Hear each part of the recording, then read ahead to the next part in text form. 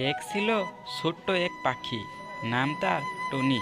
Tony ছিল খুব ছোট্ট, কিন্তু তার স্বপ্ন ছিল আকাশের সবচেয়ে উঁচুতে উড়ে যাওয়া। অন্য পাখিরা তাকে দেখে হাসতো।